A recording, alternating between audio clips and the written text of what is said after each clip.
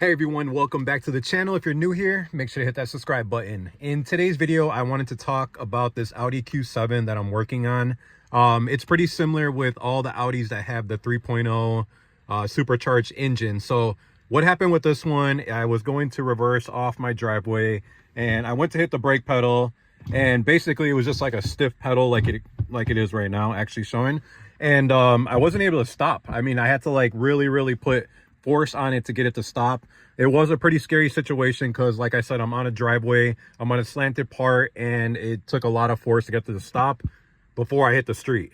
So anyways, I wanted to show you guys what I found the problem to be for me. It could be, you know, other things too, but I'm going to show you guys the problem that I found. Hopefully it's the same thing for you. It's actually a pretty simple fix. So let me take you guys to the engine compartment and show you what I found. All right, so I just want to show you guys, this right here is actually the brake booster. A lot of times these actually go bad, so you can actually go ahead and replace that if that is the problem. It's basically 3 screws. There's one right there, one right there, and then another one on the bottom there. And then this clamp, you'll need to actually break it off. They're not reusable. You can get a regular clamp like this, or you're gonna have to order the Audi ones if you want a cleaner look.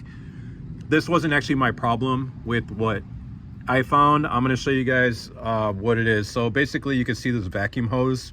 It goes straight back that way. It wraps around the engine over there, comes right here, and then it goes underneath this tube, comes up here, and I'm going to try to get this in, see if I can get it to focus. But you can see the part that it goes into.